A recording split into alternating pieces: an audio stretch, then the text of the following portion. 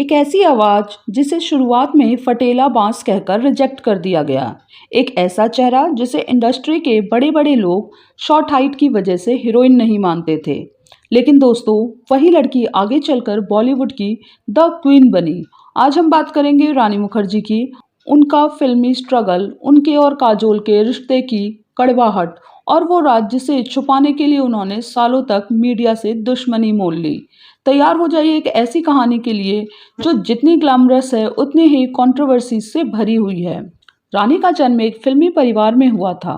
उनके पिता राम मुखर्जी डायरेक्टर थे और मां कृष्णा सिंगर। लेकिन सब कुछ इतना आसान नहीं था जितना दिखता है। 1996 में उनकी पहली फिल्म राजा की आएगी बारात फ्लॉप हो गई। सबसे बड़ा झटका तब लगा जब फिल्म गुलाम के वक्त आमिर खान और डायरेक्टर विक्रम भट्ट ने उनकी आवाज़ को डब करवा दिया।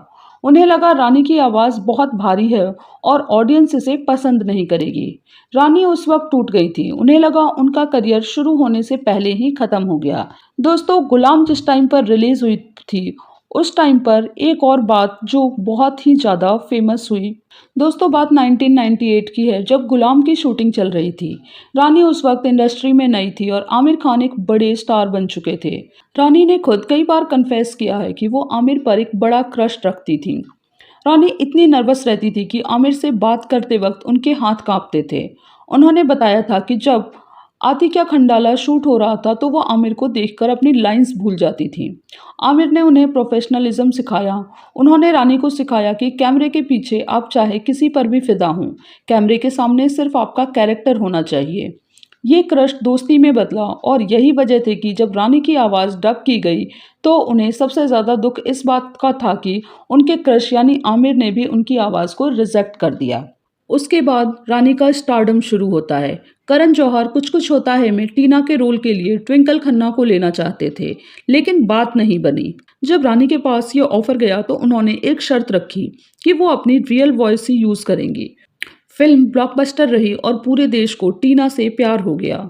इसके बाद शुरू हुआ हिट्स का सिलसिला। साथिया ने उन्हें यूथ आइकन बना दिया।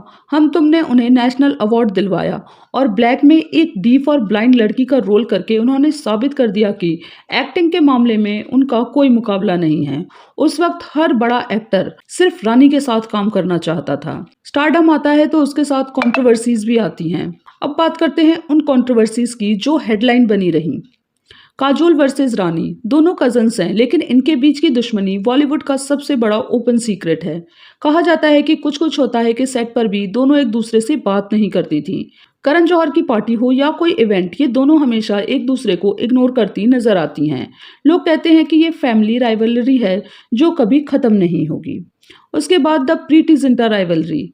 एक दौर था जब रानी और प्रीति बेस्ट फ्रेंड्स थीं, लेकिन करियर की रेस में दोनों के बीच में दरार आ गई। प्रीति ने एक बार कॉफी विद करण पर हल्के फुल्के अंदाज में कहा था कि रानी को अपनी लाइफ में थोड़ा कम इंटरफेयर करना चाहिए। इस एक सेंटेंस ने काफ़ी आग लगाई थी। उसके बाद जो उनके साथ सबसे बड़ा नाम जुड़ा वो था गोविंदा और रानी का हिडन अफेयर। ये बॉलीवुड का वो चैप्टर है जिसे रानी शायद मिटा देना चाहती हैं। 2000 के दौर में रानी और गोविंदा की जोड़ी हद कर दी आपने के सेट पर इतनी नज़दीक आई कि खबरें हर मैगजीन के कवर पर थीं। गोविंदा पहले से शादीशुदा थे और 2 बच्चों के पिता थे। कहा जाता है कि गोविंदा ने रानी को महंगे गिफ्ट्स दिए, जैसे कि फ्लैट और कार भी दी थी। उस टाइम पर बहुत ही बड़ी ब्रेकिंग न्यूज़ बनी थी। कहा जाता है कि किसी एक बहुत बड़े जर्नलिस्ट ने दोनों को होटल के एक रूम में रंगे हाथों पकड़ लिया था। इनकी बात तब बिगड़ी जब गोविंदा की पत्नी सुनीता ने उन्हें अल्टीमेटम दे दिया। सुनीता ने धमकी दी कि अगर गोविंदा ने रानी से रिश्ता नहीं तोड़ा तो वो घर छोड़कर चली जाएंगी।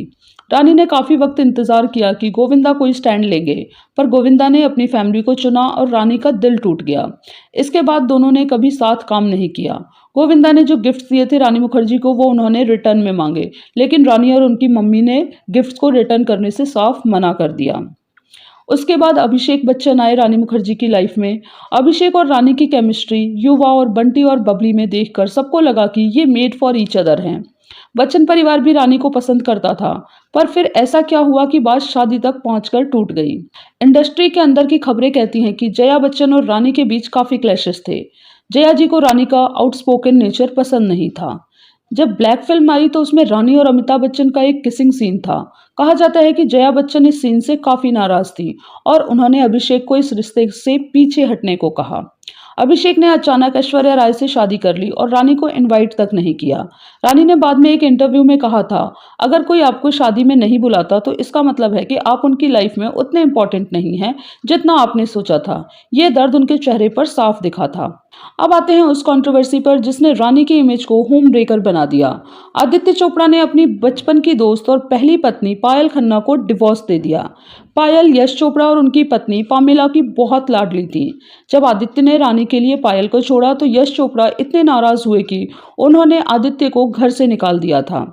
रानी को यशराज फिल्म की मालकिन बनने के लिए सालों तक इंतजार करना पड़ा और मीडिया की गालियां सुननी पड़ी। उन्हें लगा कि वो कभी एक्सेप्ट नहीं की जाएंगी, लेकिन वक्त के साथ उन्होंने अपनी जगह बनाई और आज वो चोपड़ा खानदान की सबसे मजबूत धार हैं। लेकिन दोस्तों, कहते हैं ना कि कर्मा इज अ सर्कल। जिस तरह रानी मुखर्जी आदित्य चोपड़ा की जिंदगी में आई थी, ठीक वैसे ही कुछ साल पहले बॉलीवुड के कॉरिडोर्स में एक नया नाम गूंजने लगा, वानी कपूर। जब वानी ने यशराज फिल्म्स के साथ अपना करियर शुरू किया तो इंडस्ट्री में बातें होने लगी कि आदित्य चोपड़ा उन पर कुछ ज़्यादा ही मेहरबान हैं। बेफिक्रे फिल्म के वक्त ये अफवाहें आग की तरह फैली। कहा गया कि आदित्य ने इस फिल्म के लिए रानी की पसंद को नज़रअंदाज करके वानी को कास्ट किया। सबसे बड़ा धमाका तब हुआ जब लोगों ने नोटिस किया कि वानी का लुक अचानक बदल गया है। र्यूमर्स उड़े कि आदित्य चोपड़ा ने खुद वानी की लिप सर्जरी और फेशियल एनहेंसमेंट्स के लिए गाइड किया और खर्चा उठाया। लोग कहने लगे कि आदित्य अब वानी को वही अटेंशन दे रहे हैं जो कभी वो रानी को दिया करते थे। खबरें तो यहाँ तक थी कि रानी इस प्रॉक्सिमिटी से काफी नाराज थी। मीडिया रिपोर्ट्स के मुताबिक यशराज फिल्म के ऑफिस में रानी और आदित्य के बीच इस बात को लेकर काफी बहस भी हुई थी। लोगों ने सोशल मीडिया पर लिखना शुरू कर दिया, रानी ने पायल का घर तोड़ा था, अब शायद उनका अपना घर खतरे में है। इसे कर्मा रिटर्न्स का नाम दिया गया। हालांकि रानी ने हमेशा की तरह इस पर चुप्पी साधी रखी और अपने काम पर फोकस किया। पर क्या ये सिर्फ अफवाह थी या धुआं वहीं उठता है जहां आग लगती है? ये राज आज भी यशराज फिल्म्स के बंद दरवाजों के पीछे दफन है। तो दोस्तों, रानी मुखर्जी की लाइफ हमें दिखाती है कि बॉलीवुड की चमक धमक के पीछे कितने आंसू और कितनी कोशिशें छुपी होती हैं। एक लड़की जो रिजेक्शन से शुरू हुई आज एक पूरे एम्पायर की मालकिन है।